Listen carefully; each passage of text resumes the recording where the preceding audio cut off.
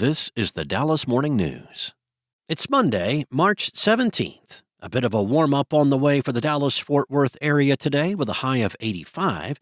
It will be breezy this afternoon, turning mild and cloudy this evening with a low of 59. Here are today's headlines. A massive blaze broke out at a recycling plant in West Dallas Sunday afternoon, sending a plume of black smoke into the air that was visible for miles. Dallas fire rescue units began responding to the incident at about 3:43 p.m. after receiving a 911 call about the fire at the plant, located at 4141 Singleton Boulevard.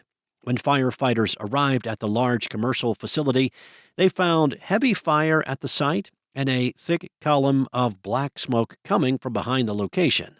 When contacted Sunday evening by the Dallas Morning News, a person who answered the phone confirmed the building was occupied by Metropolitan Recycling, and crews were at the location attempting to determine what caused the blaze.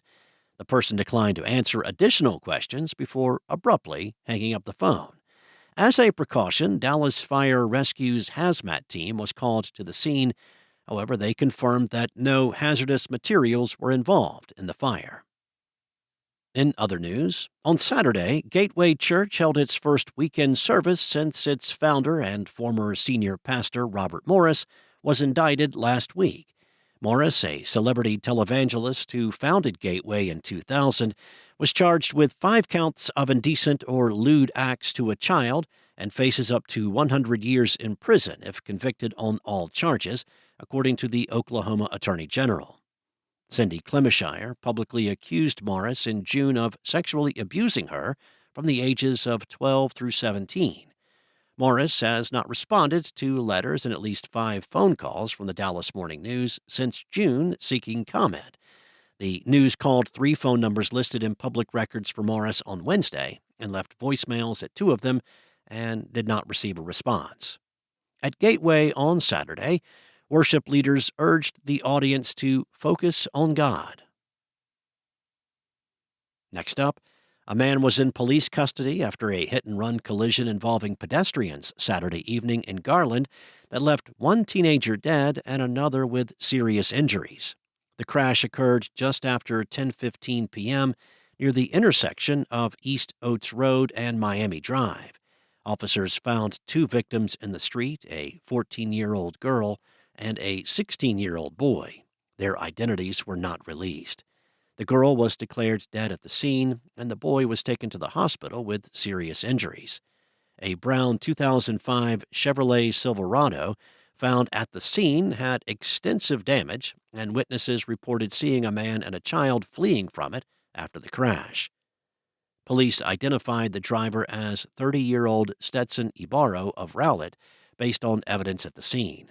Police believe Ibarro was driving east on East Oates Road at a high speed when he left the roadway and struck the 2 teenagers, as well as several parked cars near the intersection. And the road to the Alamo Dome was established late Sunday when the 68-team men's bracket was announced.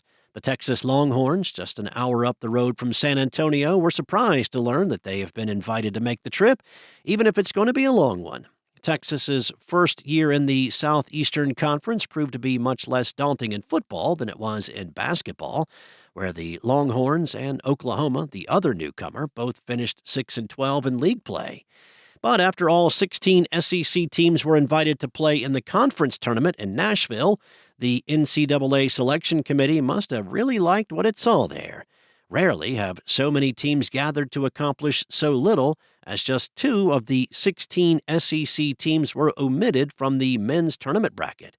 Texas was the last of the 14 SEC teams to qualify, and it took a second victory over Texas A&M, which earned a 4th seed in the South region to land a bid.